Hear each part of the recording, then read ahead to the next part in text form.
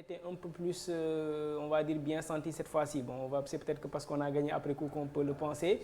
Mais en tout cas, les joueurs disent qu'il y a eu ce discours-là qui changeait un peu de ton, qui ne disait pas, bon, allez, Demlen, etc., mais qui disait vraiment, allez chercher la coupe et ramenez-la avec beaucoup d'injonctions, etc.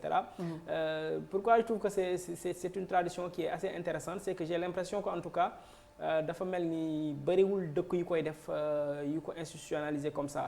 Je remarque que dans plusieurs pays européens par exemple ce n'est pas vraiment le cas. C'est peut-être quand tu gagnes que tu reviens, que tu es reçu après coup. Et je fais la remarque parce que dans le cadre de notre collaboration avec Guardian, dans les commentaires, il y a quelqu'un qui a soulevé un peu ce passage assez intéressant pour dire qu'en fait, en Angleterre, lolo, ça peut être impensable en fait que le Premier ministre utilisait un peu la tribune de l'équipe nationale. On va considérer ça comme une façon d'utiliser l'équipe nationale pour faire sa politique, etc. Et qu'il risquerait en fait, sous quoi défendre, d'être violemment attaqué et que même, à son avis, ça aurait pu être intéressant comme perspective. Mais comme on dit, c'est une, je ne sais pas si c'est une particularité bien sénégalaise, mais je pense que de qui quoi def bariwul. Et cette fois-ci, comme tu dis, il y a une grosse particularité, c'est le calendrier qui a changé et la programmation qui fait que équipe nationale mënul ñëw Sénégal avant muy dem dans le lieu de la compétition comme avant, parce qu'avant tu avais un mois pour préparer la Coupe du Monde. Là cette fois-ci tu as moins d'une semaine, et comme le chef de l'État sera fële ca Qatar comme invité de l'émir du Qatar, il va en profiter, et comme a dit le ministre, c'est lui-même qui va se déplacer au Duhail Sport Handball bi nga xam ne moom mooy servir de camp de base de l'équipe nationale, et qui va en profiter pour remettre le drapeau de façon symbolique au capitaine et à la délégation de joueurs, et ce sera le 20 au matin à la veille du match du Sénégal contre les Pays-Bas. D'accord, donc Astou ni ko Babacar waxee, c'est vrai que remise du drapeau ñun tàmm nañu ko, yeneen sélection tamit ak yeneen dëkk ak li ñu tàmm boo jëlee sélection mel ni France ñoom li ñu tàmm mooy président bi day dem añi ak équipe nationale bi laata compétition bi di tàmbali. Effectivement, boo xoolee tradition la comme ni ko BNF waxee, Qatar bi nag moom Coupe du Monde bi c'est avec des particularités. Déjà la date bi nga xamante ne période bi nga xamante ne moom la ñu ko def c'est déjà une particularité.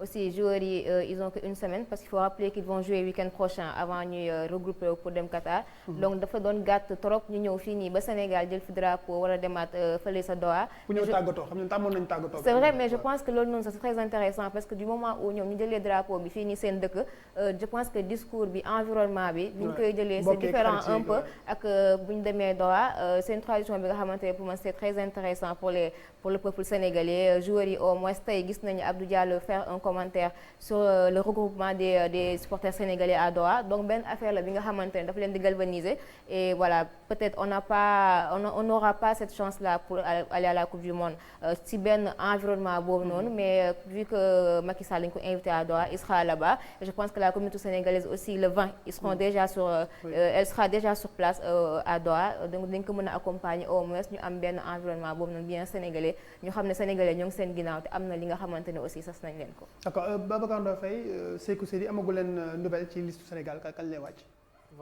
Vendredi à 10h, conférence de presse du sélectionneur Aliou Cissé. xanaa tu vas me dire qu'au moins am nga scoop Babacar. Est-ce que dans les petits papiers de est-ce que doo ci bokk. ci bakkee di ngeen am ndam de. D'accord, Sékou. Le foot local ñu ngi xaar dara mën na ne. Voilà. Bon, il ne s'agit pas là de citer le foot local ou le foot extérieur, ça va semer encore la division. Je pense que li am solo c'est que le Sénégal va participer à la Coupe du Monde avec une équipe boo xam te ne am nañu yaakaar d'aller le plus loin possible dans cette compétition. C'est faire mieux que l'édition de 2018. D'accord. Pourquoi pas mieux que 2002, parce que c'est 20 ans après. Donc pour moi, mu am locaux mu am expatrié mu am kenn ku ne l'essentiel c'est que tey buy jël locaux aussi mu jël koo xamante ni on va se dire voilà, mais pour le moment là d'ici à vendredi, man je vois pas sérieusement objectivement ci poste yi nga xamante ne peut-être fa la ñu ëpp urgence benn joueur local boo xamante ni tey il peut prétendre figurer sur une liste de 26, parce que après la Coupe du Monde c'est pas une question de copains, da ngay xool ñi nga xamante ne amal nañ la njëriñ, parce que les comptes à rendre c'est Aliou Cissé moo koy rendre sénégalais yi.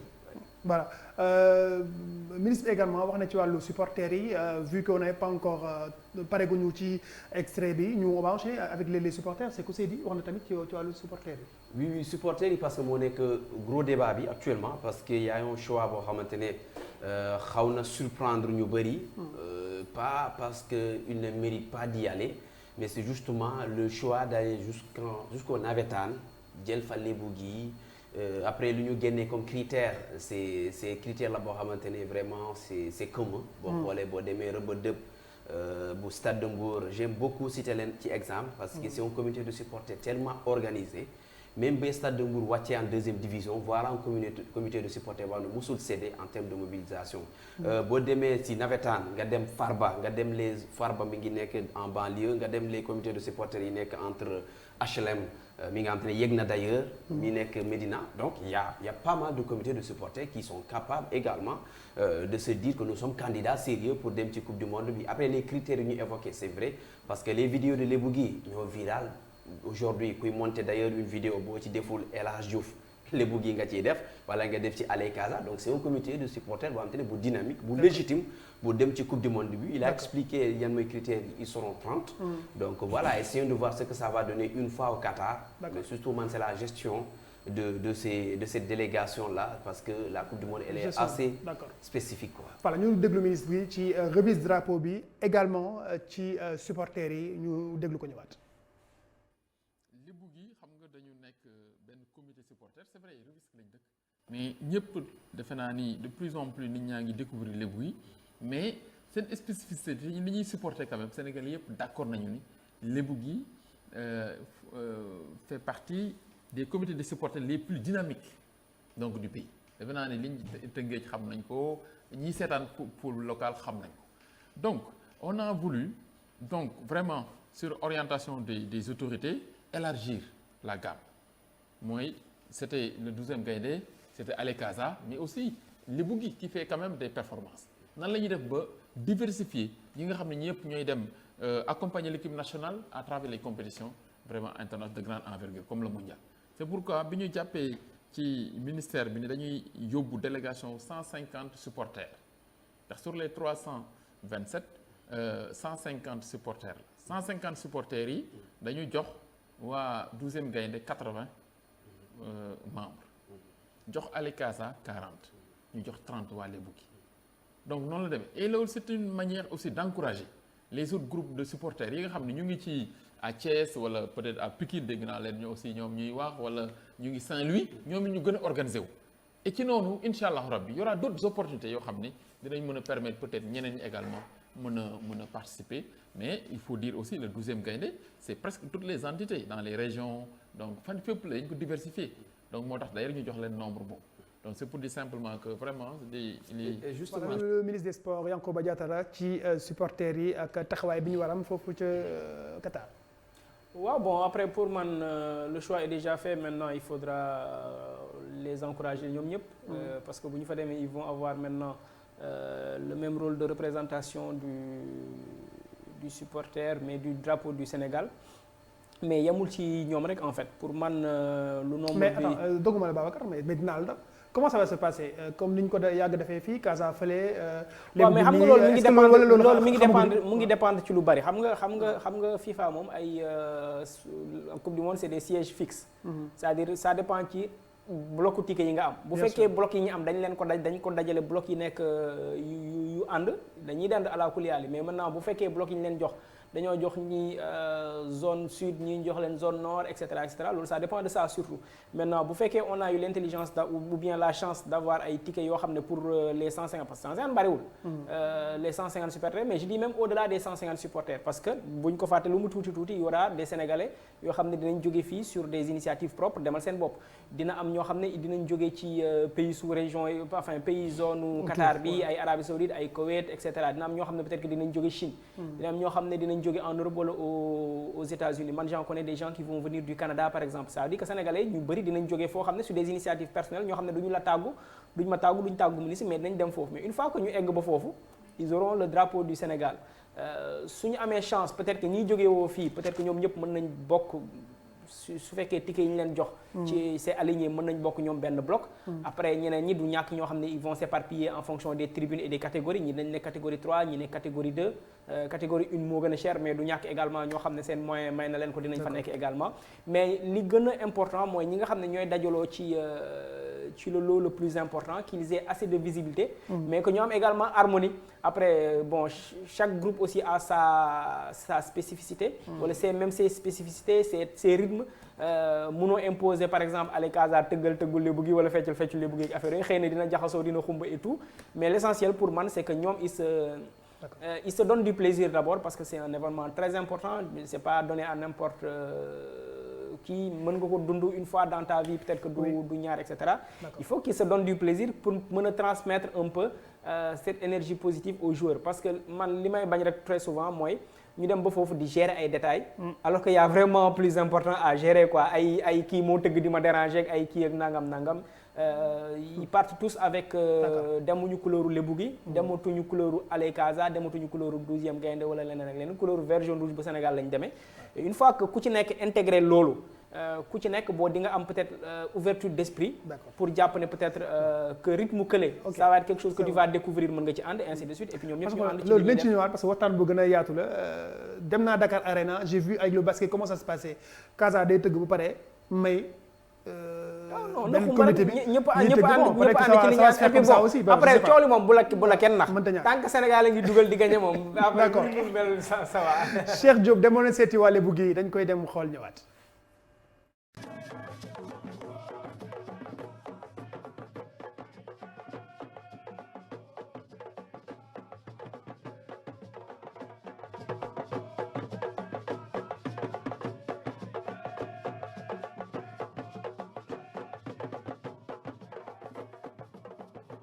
fii ci école Dangu ci biir quartier Lébu gi la ñuy tasee bés bu ne diggante 15h ba 19h ngir rek waajal way yi nga xam ne moo war a ànd ak gaynde yi foofee ca Qatar.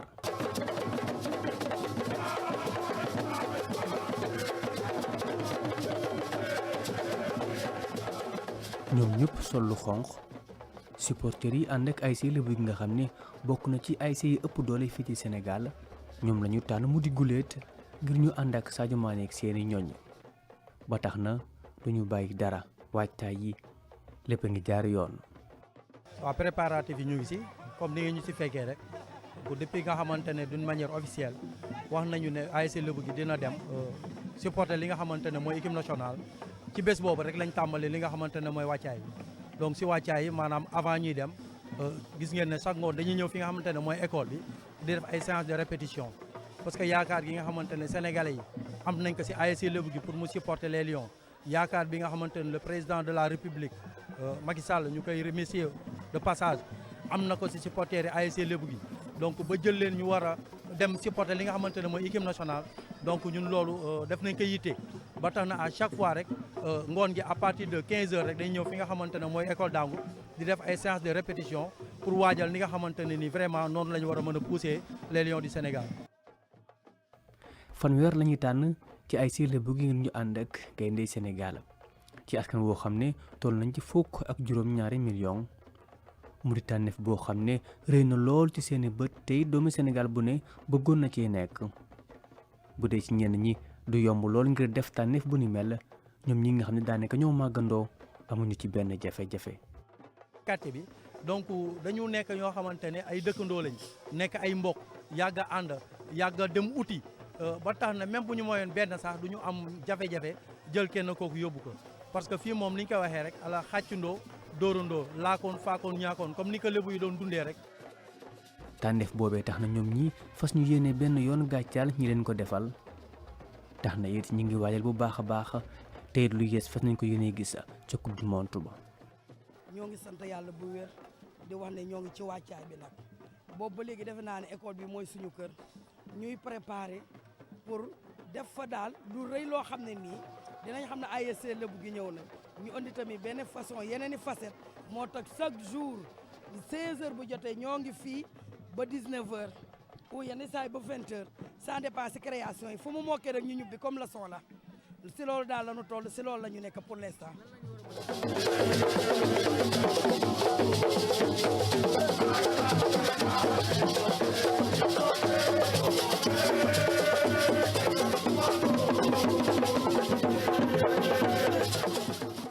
ñu bëri ba ñu déggee ni ASC Lebougui dañoo tànn seeni supporters am na ñu xalaat nu ñuy def ba watu ndaw ñooñee ba duñ fa def loo xam ne dañ leen koy ŋàññee wala sax muy gàkkal deru Sénégal waaye ci loolee ñoom ñi seen xel dal na ci. ñuy ànd ak ndaw yu am kilifa nag li ngay gis suñu xale dañu neex a canaliser man boo gisee ñu boole ma ci délégation bi xale yi ñoom ñëpp samay morom lañu dañuy kaf ak man dañuy réew mais commencé na lii moo gën a jekk lii da nga koy bàyyi xëy na nag soit bi ñu porté ci man mën naa am ni ñu mel ak man ak complicité bi ma mel ak ñoom mooy ñu naqaree ñu neex a canaliser nag xale yu am yar am teggin boo ne leen lii moo jekk ñu def ko boo ne leen lii jekkul dañu koy bàyyi. bu ñu tuddee équipe bu Sénégal ñu bëri dañuy xalaat Allez Casa wala sax 12e gaynde tax na ñoom ñii waa ASC Lebougui ñu tànn leen ñu war a ànd ak ñoom fas na yéene boole seen doole ngir rek dooleel gaynde yi. di wax ne mbir mi dinañ ko bokk ak Allez Casa bokk ak li nga xamante ne mooy 12e gaynde ASC Lebougui ñëw ñu war a former benn bloc solide supporter li nga xamante ne mooy équipe nationale bu Sénégal di ñaan yàlla aussi yàlla may ñu si ndam. ay bés yu néew des ci coupe du monde foofee ca Qatar bu dee ci joueurs yi ñoom ba tey am na ñoo xam ne leeragu leen ndax dinañ bokk ci coupe du monde boobee am déet ASC Lebougui ñoom defar nañu seen liste ba noppi te it ñi ci boole ñi ngi waajal bu baax a baax ngir rek dara du yomb bu ñu eggee foofee ca coupe du monde ba.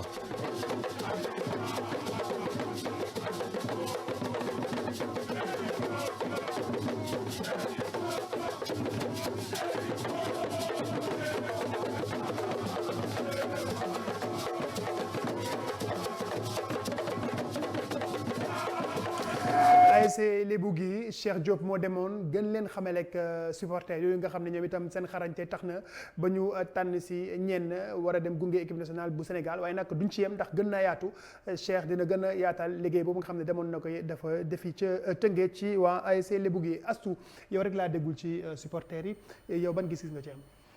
Je pense que choix bi ministre bi ni mu ko expliqué mën nañ jàpp ne choix bu jàll ba pare peut-être derrière on a eu des explications. ci li nga xamante ne Lebougui ñëpp xam nañ leen Sénégal ñëpp xam nañ aussi ambiance bi nga xamante ne dañ koy proposer. donc mën nañ jàpp ne ils sont légitimes mais jàpp naa ne fee ñuy dem ci Qatar coupe du monde nga xamante ne duñu am communauté bu bëri bu fa nekk aussi nga war a yóbbu Lebougui muy nekk 30 personnes tu as Allez Casa tu as 12e gaynde aussi stade bu toll noonu boo ko naree séparé ku nekk di tëgg je pense que dina métti lool pour ñu dégg rythme Sénégal bi je pense que BNF wax na ko sànq bi mu ciy expliqué am benn communion bi nga xamante ne dafay nekk entre waa Lebougui ak waa Allez Casa ak waa 12e gaynde même si du nekk même tëgg bi la ñuy tëgg mais kenn bu tëggee je pense que galen bi benn la yeneen ñi mën na ñëw suivre donc jàpp ci ambiance bi ñëpp àndandoo woy parce que Sénégal lañu représente c'est pas Allez Casa ce n'est pas aussi Lebougui wala 12e gaynde kese moo fa dem c'est le Sénégal donc j'espère que au moins communion bi nga xamante ne amoon nañ ko Cameroun parce que Cameroun faut noter tamit amoon nañ benn entente bi entre 12e gaynde bi ak Allez Casa quelque chose bu ñu magnifié la woon et je pense que aussi bu ñu demee Qatar les trois entités dinañ fexe ba am benn harmonie bi ñu représente ñun ñëpp Sénégal. voilà donc mi ngi noonu yaakaar naa nag mën nañu jàll ci suñu face to face. ndax yaakaar naa ni tey ki ñuy bëgg a waxtaanee mooy Ismaïla Sarr est-ce que Ismaïla Sarr war naa nekk titulaire indiscutable loolu mooy laaj bi tey face to face bi tey nag diggante Astou la ak Sékou Seydi kan ma commencé ñaar. honneur aux dames Astou dama. d'accord donc man may jël pour nga jël compte c'est bon. bon man damay défendre pour je pense que Ismaïla Sarr dafa war a nekk un titulaire indiscutable dans l'équipe nationale du Sénégal parce que premier point bi je pense que profil bi mu am c'est le seul bi nga xamante ne moom moo ko am ci équipe nationale Sénégal bi vitesse ailier classique déjà vitesse bi mu am provocation yi nga xamante ne daf koy def dans la surface adverse donc c'est le seul bi nga xamante ne mën na ñëw indil benn productivité bi du moment où faut aussi voir Aliou Cissé fan la koy teg si ce sera sur le côté gauche ou sur le côté droit bi nga xamante ne ci lay gën performer. Le seul point noir bi nga xamante ne dañ koy gis ci Ismaïla Sarr c'est peut-être lucidité bi mu war a am devant les buts, mais je pense que début de saison bii nii il est déjà à 6 buts. Donc benn point la bi nga xamante ne mi ngi ci travailler bu baax, donc je pense que Ismaïla Sarr au Qatar c'est titulaire indiscutable. D'accord, donc c'est tout. Pour moi, les seuls indiscutables dans cette équipe nationale du Sénégal, ce sont Sadio Mané, Kalidou Koulibaly et Edouard Mendy. Le reste, pour moi, personne n'est indiscutable parce qu'aujourd'hui, Ismaïla Sarr, c'est vrai que c'est un joueur important. Depuis ses débuts en 2016, on a vu que, sérieusement, tant que blessé, il est là présent, il est convoqué et régulièrement, il est titulaire. Il est quand même utilisé par Aliou Cissé. Beaucoup de joueurs qui sont utilisés ci bu mu fi nekk ba tey. Maintenant, en termes d'utilisation, en termes de système bu ñuy jouer ak lu ñuy xaar la parce que pour man Ismaïla Sarr, j'aurais beaucoup aimé le voir à gauche, mais là-bas il y a Sadio Mané qui joue à ce poste. Peut-être Aliou Cissé, il peut s'organiser à ce que Sadio Mané soit beaucoup plus central, je sais pas, utiliser comme nous l'avons utilisé à un moment donné Liverpool ou bien à un moment donné Bayern, même si au Bayern ça n'a pas trop marché. Après tout dépendra de l'animation à droite également, à gauche quand tu as Ismaïla Sarr, quand même ça peut apporter beaucoup. On a vu ses dernières prestations à gauche, comment ça a été beaucoup plus prolifique qu'à droite. Maintenant, il y a quelqu'un qui revient, il s'appelle Crépin Diatta. La forme du moment, elle compte beaucoup. Ce fait qu'il y a aujourd'hui Ismaïla Sarr, côté droit, il y a Crépin Diatta qui est un candidat également à ce poste, même si c'est quelqu'un qui peut jouer également comme milieu de terrain. Donc c'est un poste pour moi à droite. Rien n'est sûr qu'Ismaïla Sarr peut être un titulaire indiscutable. Tout dépendra du rendement de Mouidjok, mais pour moi, indiscutable dans cette équipe nationale du Sénégal, moi, je cité non. Ce sont Sadio Mané, Kalidou Koulibaly et Edouard Mendy. Le reste, à tout moment, quelqu'un peut sauter pour être remplacé par l'autre. Babacar Ndoye, on va départager, mais avant de départager, on va aller regarder l'élément de présentation de Ismaïla Sarr et puis bien sûr la vidéo tactique préparée. Babacar Ndoye se retranché entre Astou et Sékou Seydi. Le 3 septembre 2016, quand il est convoqué pour la première fois de sa très jeune carrière en équipe nationale du Sénégal, Ismaïla Sarr, surnommé Iso Sarr, est un jeuneau à peine entré dans la majorité, qui n'a jamais joué la moindre minute en Ligue 1 sénégalaise et qui ne compte qu'un total de 70 minutes en Ligue 1 française réparties en 3 matchs. Une précocité qui impressionne, d'autant plus qu'au Sénégal, ce n'est pas si fréquent de voir la porte de la tanière ouverte à un jeune joueur qui n'a pas encore de grands états de service dans un championnat majeur en Europe. Mais pour Ismaïla Sarr, cette première n'avait rien de bien surprenant. En sélection de jeunes et 2e division sénégalaise, l'ado avait déjà fait montre d'une explosivité et des qualités techniques qui ne laissaient pas de place au doute. Le Sénégal tenait déjà un gamin en or qui avait tout d'un futur crack. À l'instar de Sadio Mané, Sarr a également fait les catégories de jeunes de l'équipe nationale. Aujourd'hui, on en vient même à oublier son âge, tant il fait déjà partie des cadres d'une équipe qu'il n'a plus quittée depuis 6 ans, sauf pour blessure. La dernière Coupe d'Afrique a également participé à asseoir sa légende. Pendant que son club le déclarait forfait, il résistait pour rester dans le groupe des Lions avant de se faire violence, avec une préparation particulière, pour apporter sa contribution décisive au moment où plus personne ne croyait qu'il allait se rétablir. Des sens du sacrifice, valeur. Merci beaucoup à Héloïse Blondel donc nga xam ne moo ñu tekkil kàddu yi xoolal nu mbir mi Babacar Ndoye Faye débat bi continué na. dafa continuer en coulisses, ça a l'air très intéressant. Pour moi, ça montre justement en fait à mon avis les deux soucis entre guillemets avec Ismaïla Sarr. Ouais. C'est que on est déjà d'accord sur son importance dans cette équipe. Je pense que sur le plan offensif, en termes de régularité, c'est vrai que c'est un joueur qui croque beaucoup, l'immirité Baréné et tout, mais c'est un joueur qui crée beaucoup de situations, d'occasions de but également. Okay. Pour moi, c'est un joueur en dehors de Sadio Mané, sur ces 5 dernières années, c'est peut-être le joueur offensif le plus régulier en équipe nationale. Quand je dis régulier, c'est en termes d'occasions créées, c'est en termes de buts, c'est en termes de passes décisives, etc. C'est une véritable menace en faveur du Sénégal. Maintenant, l'autre souci, c'est également son efficacité. Et son efficacité, moi, andi un peu continuer en coulisses, c'est comment mieux l'utiliser. Parce que dès l'instant qu'on est d'accord que c'est un joueur, il vaut mieux l'avoir sur le terrain. On l'a vu également à la CAN d'ailleurs. Maintenant, c'est quelle doit être sa position préférentielle. Fan lay gëna nekké dangereux. Là, j'ai un gros dilemme sur ça. Sékou il est préférable qu'il joue à gauche, mais là, c'est là où je ne suis pas d'accord avec Sékou. C'est que j'ai l'impression qu'à gauche, il peut être explosif, mais en fait, il perd beaucoup trop ses duels devant le but. Alors que quand il est à droite, il est dans une position d'ailier naturel où il n'a pas le temps, il ne perd pas le temps d'y réfléchir entre changements de pied et là, il est un peu plus direct dans son jeu. J'ai l'impression qu'également, même en le voyant sur ses stats Rennes, parce que même à Watford Rennes, en championship, il a de très bons résultats en termes d'efficacité, mais j'ai l'impression que quand il est à droite, il est plus naturel. Qui passe décisive, il est plus efficace, il est plus présent. Qui buille, par exemple, pareil également. Par contre, à gauche, il a un peu plus de folie. Il va beaucoup plus tenter pour marquer rarement. Après, généralement aussi, quand il marque, c'est à gauche qu'il marque des buts d'anthologie. Maintenant, l'immédiat pour moi, pour trancher un peu le débat, je le préfère à droite. Mais à mon avis, c'est clair qu'il est titulaire dans cette équipe. Non pas parce qu'il est extraordinaire par rapport à si tu compares au niveau de Sadio Mané, des autres piliers de cette équipe. Mais sa force, c'est que déjà, même s'il est très jeune, il a une certaine régularité, comme je l'ai dit, il a un peu cette expérience-là. Mais également, la concurrence, à mon avis, n'est pas si fournie, parce qu'on n'a que Krépin Diatta derrière lui. Et Krépin Diatta, moi, je le préfère dans le cœur du jeu. Pour moi, il est moins explosif comme ailier, etc. Il a toujours tendance à se recentrer sur Digibi.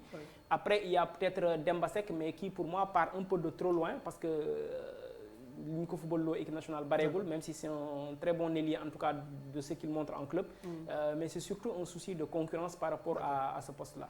Et je préfère ça à mettre un attaquant comme Boulaye Dia ou Habib Diallo ou Bamba Dieng à droite. Dina joxat len ku ci nek 15 secondes ngeen tej, mais on va voir d'abord l'analyse vidéo d'Ismaïla Sarr. Ñu dem xol ko lay ñëwaat.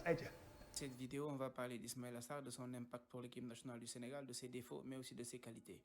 On commence la séquence avec Sadio Mané qui se retrouve dans une position axiale. Ismaïla Sarr qui attaque la profondeur couloir droit, une position qui lui est préférentielle. Sadio Mané qui va le servir dans l'espace. Connaissant sa qualité de dribble, voilà, il y a le latéral burkinabé qui va essayer de cadrer, mais on connaît la qualité d'élimination d'Ismaïla qui est très fort. Mais ici, on voit qu'il y a une densité burkinabé dans la surface. Il va tenter quelque chose de surprenant, une frappe, alors que peut-être il y avait cette possibilité le plus judicieux. Deuxième séquence encore, Ismaïla Sarr qui est trouvé sur le couloir dans sa position préférentielle et on le met dans une situation qu'il adore, cette situation de 1 contre 1 où il a cette qualité d'élimination, où il a sa possibilité de pouvoir tout simplement dribbler. On le voit ici qui fixe Iago et feinte au moment où le joueur met son pied, mais ici mauvais choix. Tu vois, il y a un espace qu'il peut attaquer, il peut rentrer dans la surface, servir plus précisément, mais il met un ballon et qui a été dégagé. Toujours cette difficulté à avoir de la lucidité dans le dernier geste. Ici, il est en 2 contre 1, toujours sur son couloir, sa zone préférentielle. Il va éliminer, il rentre dans la surface. Il y a Bamba Dieng qui est libre. Toujours ce manque de lucidité-là, toujours cette incapacité à pouvoir prendre les bonnes décisions. Le défenseur burkinabé se dégage. Ici, il y a une séquence où Kalidou Koulibaly le lance dans la profondeur. On le voit ici qui attaque la profondeur face au défenseur égyptien. On voit ici sa qualité, sa facilité dans le changement. On aurait pu choisir un choix beaucoup moins, on va dire, direct. Ici, récupération qui part d'une erreur burkinabé. Ça peut être quelque chose de décisif. Maintenant, on va voir Ismaïla Sarr qui est à l'intérieur du jeu. Qu'est-ce que ça apporte à l'équipe nationale du Sénégal? On voit ici Ismaïla Sarr qui n'est pas dans son couloir, mais qui est à l'intérieur du jeu, qui décroche un peu comme un meneur de jeu. Et Famara Diédhiou qui a la possibilité d'attaquer l'espace. Et on voit très rapidement Sadio Mané et Ismaïla Sarr qui vont suivre le mouvement parce que Famara Diédhiou attaque cet espace-là. Mais Ismaïla, il n'attaque pas la profondeur. Il va venir tout simplement se décaler un peu pour essayer de recevoir en retrait. Mais malheureusement, comme on l'a dit, toujours dans le dernier geste, dans ce dernier moment-là où il manque cette lucidité-là, On le voit ici, toujours à l'intensité de pouvoir jouer collectif. Il perd le ballon. Dernière séquence, Ismaïla joue dos au but. Il a cette capacité de s'orienter, de se mettre dans des bonnes zones. Mais toujours, encore une fois, cette finition-là, malheureusement, il met un ballon fort qui n'a pas été... Ismaïla, c'est un joueur qui a beaucoup de qualité, mais malheureusement, dans la finition, il y a encore énormément de boulot. Analyse bu Ibrahima Diop ngi noonu donc voilà donc. D'accord. Il n'a pas. Cette vidéo, on va parler d'Ismaïla Sarr, de son impact pour l'équipe nationale. Après, préférentiel, il a mis combien de buts à gauche, il a mis combien de buts à droite. Bon, on va sortir les stats vendredi. Voilà, on va sortir les stats. Pour moi, Ismaïla Sarr à droite, c'est depuis Génération Foot, c'est le même jeu. D'ailleurs, Balbi, il est collé à la ligne. On a vu sur ces vidéos-là, rarement il a réussi au bon centre. Rarement il a été décisif ci position Bini. Man, j'ai suivi pas mal de matchs avec Ismaïla Sarr à gauche, notamment à Thiès, où il recevoir Stade Lat Dior. Ça a été beaucoup plus, disons, étincelant, ça a été beaucoup plus important, beaucoup plus créateur. Et surtout en termes de danger pour l'adversaire, parce qu'à chaque fois qu'il réplique, c'est un danger, il est capable de faire une passe en retraite, mais il est capable également de provoquer. Ça, on l'a vu, il a créé quoi? Un penalty d'ailleurs en venu jouer notre dernier match à Thiès avant ñu ñàkk homologué stade boobu noonu. Pour moi, je reste sur cette position que Ismaïla Sarr, et que même il y avait eu un débat à un moment donné, on avait dit qu'on doit repositionner Sadio Mané comme derrière attaquant pour libérer le couloir gauche pour Ismaïla Sarr. Mais quand buñ ko déloowee à droite, le débat là c'était surtout par rapport à la préférence de Sadio Mané sur ce moment-là. Oui, mais parce que les gens avaient jugé aussi nécessaire que Ismaïla Sarr était beaucoup plus c'était une option. Voilà, qu'il était prolifique. Non, qu'il était prolifique également à gauche. Le débat c'était là, on peut ressortir le débat à vendredi. Non, on a gagné le débat vendredi. Ça, c'était un débat qui était là. On va poursuivre le débat pour après qui résume. Mais à mon avis, il est plus prolifique. Je pense que quand on parle de position préférentielle, c'est plus le positionnement naturel du joueur. Parce que le joueur bu nekk ak profilam. Tu as deux types d'ailiers. Tu as un ailier bi nga xamante c'est un ailier classique, c'est un colleur de la ligne, c'est un ailier rapide. Ailier bi nga xamante c'est un faux pied. Bon, comme par exemple Sadio Mané qui joue sur le côté gauche, qui va rentrer à l'intérieur du jeu pour se mettre sur bon pied. Je prends Ismaïla Sarr. Moom li mu mën mooy centrer, c'est coller la ligne, c'est prendre la vitesse. Tu le fais rentrer dans le cœur du jeu, tu auras moins d'interaction avec ses coéquipiers nga xam ne mën na am point d'appui amat bal bi pour dóor. Donc quand tu as un joueur, tu le mets ci position bi nga xamante ne moom mooy mettre plus en avant, on va dire son potentiel. C'est pour ça qu'on parle de position préférentielle ou bien de position normale. Et je pense que débat bi amoon na à la CAN quand Sadio Mané voulait être dans le cœur du jeu, on a dit à un moment donné il fallait qu'on remette Sadio Mané sur le côté gauche, Ismaïla Sarr sur le côté droit et revenir sur les bases yi nga xamante ne tu vas exploiter tes joueurs sur seen meilleur potentiel, donc pour ñu mën a am une meilleure performance. Plus de 15 secondes nga jël mais bon grave. Voilà. D'accord. Vendredi mais ci je pense que sur les réseaux on va poursuivre le débat jusqu'à bu leen neexee attends yéen tam mën ngeen am seen xalaat ci li nga xam ndax Ismaïla Sarr war na nekk titulaire indiscutable ci équipe nationale bu Sénégal. En tout cas il fait une première partie de saison très belle. ñu jàll nag ci brève yi lay wàccal ci brève yi ñu ñëw parce que nag liste yi commencé na wàcc. Babacar Ndaw Faye semaine passée jox na leen quand même yenn sélection yi nga xam ne commencé nañ mais tey ci ngoon BNF.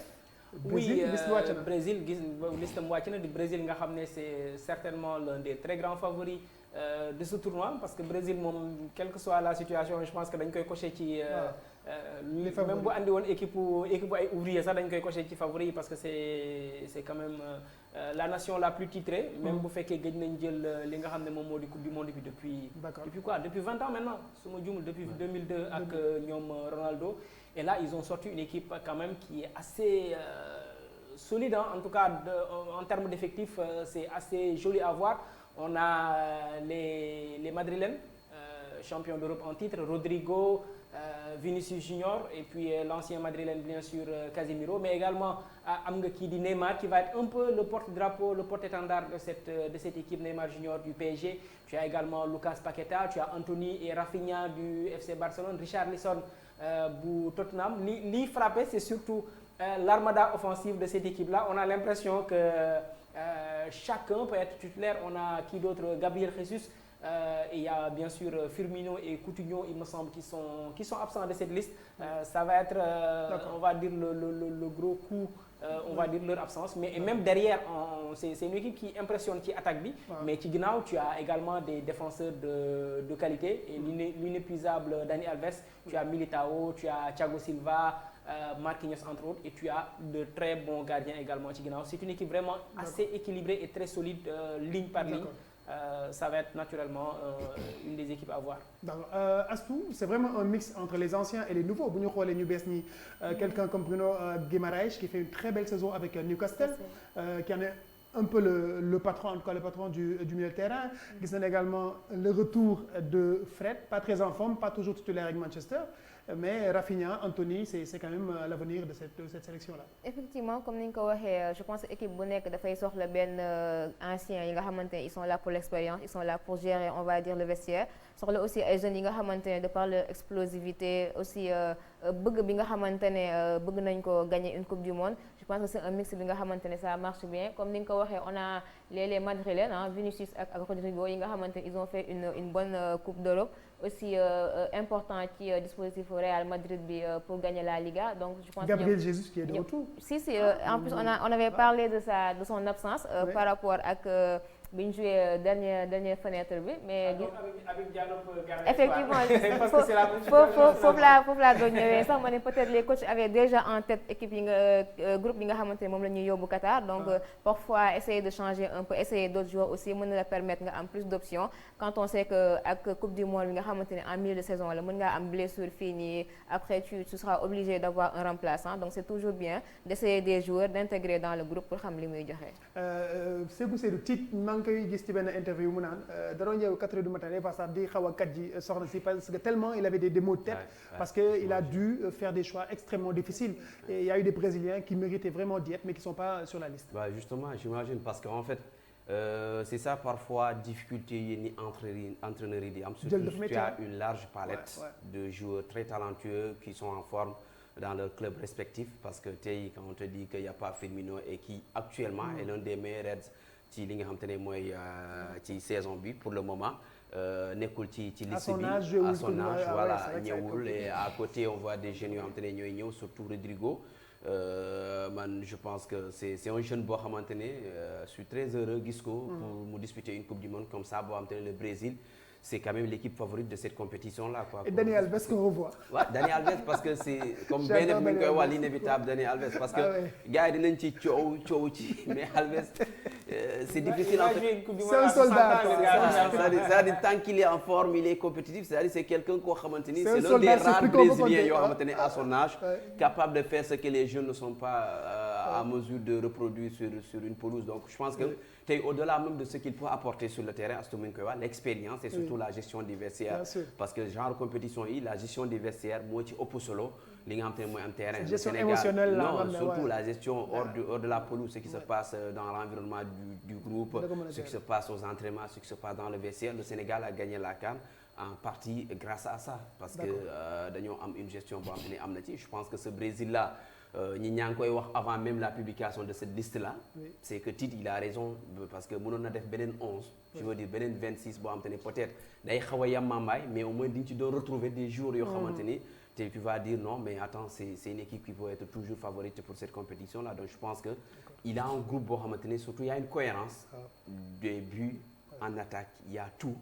un cocktail pour aller écraser ses adversaires. Justement sans gagnant, mais ku xam Astou Brésil xam ne également reporter yeeg journalistes yi, c'est une équipe qui est épiée 24 heures sur 24 bu nekkee dans une compétition internationale, parce que c'est ça également le Brésil, c'est vraiment un bon produit pour les journalistes. Effectivement, bon, on va dire que Brésil c'est le football, hein. Brésil dañuy dund football boo xoolee bu ñuy nekk xale, que ce soit au niveau des rues, donc dëkk la bi nga xamante ne dañuy dund football vraiment, dëkk la bi nga xamante ne aussi il donne énormément de talent au football, que ce soit football sud-américain, que ce soit le football européen. Donc dëkk la bi nga xamante ne aussi c'est un bon client, comme ni ñu koy waxee, tu as toujours des bons talents là-bas, tu as toujours on va dire le football bi nga xamante ne moom moo taxoon ñuy wax, on a le spectacle, on a des joueurs yi nga xamante avec leur talent ils sont capables de faire des dribbles, faire offrir le benn spectacle bi nga xamante ne c'est important dans les matchs donc je pense que c'est normal et c'est évident que journalistes yu bëri di intéressé wu ci équipe boobu noonu surtout que c'est un favori pour cette coupe du monde là. C'est là que pour moi intervient l'importance d'avoir des joueurs comme Thiago Silva, comme Dani Alves. C'est-à-dire c'est des joueurs qui pourront être Thiago Silva un peu moins parce que même si ça reste un joueur très mature et tout, mais Dani Alves c'est un joueur qui peut capter toute la pression qu'il peut y avoir autour d'eux pour permettre à ñoom Neymar ak les génies de devant ñoom Vinicius parce que c'est un pays boo xam ne la pression peut être très forte et contre même les joueurs parce que l'attente bi dafa bari ba nga xam ne parce que Brésil chaque fois bu génnee pour dem coupe du monde on s'attend que à ce que mu dem jëli pot bi ñëw d'ailleurs loolu laay ragalal Sénégal pour les compétitions yi di ñëw africaines yi di ñëw mais bon c'était une parenthèse mais des joueurs comme Dani Alves vont être très importants d'ailleurs moom la ñu def un peu ci suñu bés bi bu week-end bi c'était l'équipe présentée et c'est quand même assez riche comme on l'a dit. Neymar c'est l'heure de briller, il sera très attendu, c'est clair. Et des joueurs comme Dani Alves vont créer des contre-feux ci ginnaaw, ils vont dire des conneries ci biti, nit ñi concentré wu ci, ils vont quand ça va se passer moins bien que ni ñu ko yaakaaroon, il va faire certainement des sorties wax loo xam ne les gens vont lui sauter dessus pour permettre un peu à li nga xam ne moom moo di effectif bi de rester un peu dans sa bulle. Et on va le remarquer d'ailleurs compétition bii ñu jëm on aura quand même des joueurs on va dire des papis ci par l'âge ñi nga xam ne depuis 2006 ñu ngi au top niveau des joueurs d'habitude gardien la ñuy gis à ce niveau-là mais là on aura Luka Modric moom tamit il fait partie des inusables on aura Cristiano Ronaldo qui va avoir presque 40 ans bientôt on aura Lionel Messi également qui est sur la scène depuis 2006 plus Dani Alves. Non je te parlais surtout des joueurs de sens xam nga gardien yi sax d'habitude doon nañu gis des gardiens qui jouaient un peu jusqu'à 40 ans jusqu'à 42 ans mais des joueurs de chance c'est un peu plus rare même s'il y a l'épisode Roger Mila le plus vieux buteur d'une coupe du monde à 38 ans mais là on aura quand même et c'est pas des moindres 3 ballons d'or Modric Messi Ronaldo qui ont tous plus de 36 ans et qui seront présents sur cette scène mondiale. Et surtout l'autre contexte au Brésil, c'est que récemment avec le contexte politique, l'élection, il y a des sorties, des prises de position avec les Neymar. La pression sera très forte sur eux. Ils ont intérêt à avoir ce résultat-là attendu parce que sinon, sérieusement, ça va vraiment tirer à boulet rouge sur cette équipe-là. Donc justement, c'est là où intervient l'expérience de Dani Alves entre autres. Et ils ont vraiment intérêt à ce que ñu bañ a commettre la moindre erreur extra sportive parce que day métti ci ñoom. C'est vrai que Brésil dafa spécial parce qu'on rappelle que ci présidentielle bi ñu génn il y a quelques jours Neymar soutenait Bolsonaro. Lula ne ko xam naa ni wàllu fisc bay tax nga. da ngay bañ a fay moom di nga fay donc comme quoi le Brésil est un pays à part. léeg-léeg donc c'est un pays à part voilà c'est le Brésil. C'est le Brésil du football avec toutes les. Justement. Tout ce qu'il y a comme fantasme. Ñi ngi xaar également mercredi 15h45 GMT Didier Deschamps moom itam day joxe listam. Didier Deschamps day joxe listam mercredi mais moom également on le sait depuis longtemps il y aura beaucoup d'absences par rapport ak groupe bi nga xam ne moom moo gagné woon lii di Coupe du Monde parce qu'il y a les absences quasiment actées non je dirais même pas quasiment officiellement actées de Paul Pogba qui est blessé de N'Golo Kanté et c'était la paire de double pivot devant la défense. Il y a de grandes chances que Varane soit également absent alors qu'il était un peu le patron de la défense ki mu bokkoon défense bi di c'était qui à l'époque d'ailleurs l'ancien joueur du Barça là. L'anglais. Non. Umtiti voilà Umtiti moom tamit on l'oublie tamit dans le circuit ça veut dire quoi ça veut dire que un peu le quatuor de joueurs très solide bi permettre à la France d'aller décrocher cette étoile ils sont tous sur le carreau et ça va pas être évident à gérer et même devant également il y a de gros doutes sur l'état de forme bi nga xam ne moom la Karim Benzema di andi et puis il y a également sur les ailes où il y a beaucoup de questions donc Didier Deschamps sa liste sera très attendue mercredi prochain inchallah. Sékou Seydi Didier Deschamps listam ñu ngi koy xaar mais boo deful nag avec beaucoup de fraîcheur beaucoup de jeunesse bon mën na am ay ndaw ñu mel ni ñoom Nkunku mën na am chance Ibrahima Konaté également on en parle un tout petit peu également Randal Kolo Muani de Francfort également ñi ngi wax ni mën na am moom tam chance am ci liste bi. surtout lui pour moi mooy yenn jeunes yi nga xamante ne ñu ngi émerger du côté de la France gis nañu récemment il a eu sa première sélection avec Francfort il fait des performances vraiment incroyables gis nañu récemment en Coupe d'Europe il a permis à Francfort de décrocher justement sa qualification. Je pense que équipe là aussi a connu pas mal de blessés ci li nga xam te ne moom la ñu jëm mi ngi wax léegi Benzema. Mike Maignan il y a Varane également on ne sait pas Pogba nan lay mujjee et tout ça c'est des incertitudes yoo xamante ne daf fiy nekk donc ñi ci bëri dañ ci amaat chance yaa ngi wax Nkunku pour moi c'est pas quelqu'un qui attend une chance ce serait un mérite qu'il soit sur cette liste pour la Coupe du Monde. Après Deschamps c'est un peu comme le Aliou Cissé français mais pour moi il y a des certitudes qui sont là yoo xamante ne c'est forcément dafay dema ñoom en défense avec Varane mi fi nekkul yaa ngi tudd Ibrahima Konaté c'est vraiment le patron actuellement de la défense des Reds parce que voilà à côté il y a également Tottenham. On a vu que l'anglais quand il est allé en Angleterre commence à être en train de changer il fait vraiment des choses incroyables comparé à bu muy nekk Barça donc lui aussi il peut être dans une situation assez compliquée avec cette palette de joueurs bi nga xam te yor na ko pour faire un choix sur 26 wala 28 peu importe choix bu muy def. Parce qu'on parle beaucoup de surprises waxam naa ko encore quelqu'un comme Simakan également on va dire Simakan de Leipzig on en parle ne mën na nekk également une des surprises de cette liste là.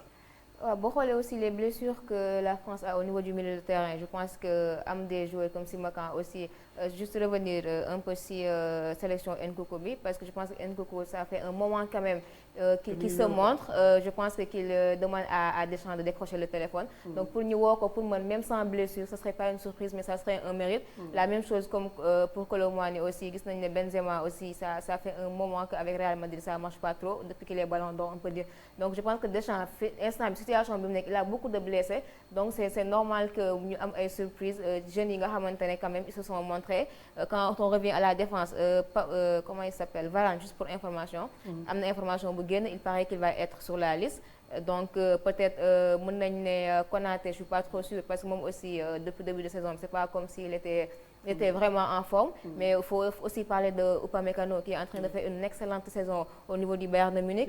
Pavard aussi depuis qu'il est revenu de blessure aussi il fait de bons matchs. Koundé aussi côté du Barça même si blessure yi mooy loolu je pense que côté défense bi il a quand même Lucas Hernandez aussi. Lucas Hernandez moom laa doon ñëw du Bayern et du Milan AC donc je pense que défense am quand même il a benn effectif bi nga xam ne c'est fourni maintenant c'est au milieu de terrain peut-être que ça va poser problème peut-être on va parler de Rabiot on va parler de Tchouaméni ce sera une jeunesse en fait milieu de terrain je pense que vu qu'il y a plus Pogba N'Golo Kanté aussi il sera pas là donc milieu bi tu auras quand même une jeunesse bi nga xamante ne explosivité bi aussi est-ce que ce sera possible de le canaliser il faudra trouver pour man kenn ki nga xamante ne il sera là en patron ci milieu de terrain bi en attaque je pense que la France a quand même des attaquants bien fournis yi nga xamante ne ça va pas poser problème. Au milieu de terrain peut-être Babacar Ndofé le patron peut être Rabiot. Oui, après, bon, Rabiot, il est tellement instable également ci équipe France, même si là, il est sur une bonne dynamique à la Juve, mais de là à être un patron, j'ai des doutes. Je pense que suñu demee sur la valeur intrinsèque là li ñu am nii ils vont avoir un problème de leader. Après je pense que quelqu'un comme Tchouaméni galon yu mu commencé di jël au Real Madrid peut lui permettre pourquoi pas de porter un peu ce costume de leader, mais c'est un joueur quand même qui est très jeune, qui vient de découvrir un peu le très haut niveau avec le Real Madrid. C'est pas évident à gérer pour une compétition comme celle-là. Je pense que ça va être vraiment ce manque de leadership au milieu mën na nekk un peu la grosse faiblesse de l'équipe de France. Mais Mbappé sera là, voilà. Mbappé sera là. Après on verra s'il peut régler les problèmes. ñi ngi xaar yeneen liste yi et puis bon comme Sénégal moom mi ngi génn liste bu mag bi mi ngi génn vendredi inchallah. Et puis bon pour terminer un peu ci brève yi c'est vrai qu'il y a eu le tirage au sort de la Ligue des Champions qui va se jouer après la Coupe du Monde. Pour ce qui s'agit des huitièmes de finale, on aura pour le compte des équipes yi am sénégalais en tout cas on aura une affiche assez intéressante entre le Bayern Munich de Sadio Mané qui ira défier le Paris Saint-Germain. On aura également Leipzig bu Abdou Diallo qui va avoir un gros morceau, en l'occurrence Manchester City de Pep Guardiola. Avec un duel Haaland-Abdou Diallo qu'on n'aura pas en Coupe du Monde mais qu'on aura sur ces huitièmes de finale de Ligue des Champions. Et puis il y a Fodé Ballo-Touré de l'AC Milan qui va défier Tottenham de Pape Matar Sarr. On espère que Pape Matar Sarr dina profiter un peu ci tribune Coupe du Monde bi pour espérer pourquoi pas convaincre Antonio Conte au retour de la Coupe du Monde pour les huitièmes de finale. Et puis il y a Chelsea de Edouard Mendy et Kalidou Koulibaly également qui va défier Dortmund Chelsea également, comme on l'a dit, on va espérer que Edouard Mendy dina profiter également ci tribune Coupe du Monde pour mieux se mettre en évidence, d'autant plus que son concurrent direct va être certainement numéro 2 de l'équipe d'Espagne. D'accord, donc mi ngi noonu programme 8e de finale Ligue des Champions qui démarre donc ces 8e le 14 février 2023 ci lay door avec un Paris Saint-Germain Bayern au Parc des Princes. Ñu ñëw nag ci quiz bu bis bi laaj bi Babacar Ndao Faye. waaw laaj bi bu ko laay paree mi ngi noonu xaw ma nag ndax yow di nga am réponse bi comme la question c'est surtout ban bal comment s'appelait le ballon de la Coupe du Monde 2002. C'était il y a 20 ans moom le Sénégal doon jouer pour sa première Coupe du Monde. Sénégal bu ñoom El Hadj Diouf bu ñoom dem si yàlla Pape Bouba Diop et consort but boobu Sénégal moo si njëkk a dugal but ci Coupe du Monde avec le but de Pape Bouba Diop ballon boobu plutôt. tour bal bi la ñu leen di laaj parce que xam nga bal yi chaque année Adidas day jox bal bi benn tour par exemple bu ren bi mi ngi tudd Al Rihla xëy na dans ci yeneen numéro yi dinañ leen ko laaj ci quiz bi mais loolu daal mooy laaj bi boo leen amee réponse bi daw leen gaaw ci suñu différentes pages sur les réseaux sociaux et puis on verra pour la réponse vendredi prochain inchallah. Est-ce que yaa ngi fàttaliku 2002. tuuti rek. dama lay tër xam naa la ayca ñu jàll nag ci temps additionnel bi tey moom VAR amul parce que bëggoon naa yu Babacar dama VAR mais laay temps additionnel bi lañ lay laaj ba ñu ko joxee rek bu ñëwee ñu tëj ndax nag arène sénégalaise ak Aladji Ngagne Diagne mi ngi xaar mi fàttali nii bu ci kanamee dina ñëwaat ni mu gën a yaatoo ci démb diggante Siteu ak Papa Sow mais tout de suite le temps additionnel.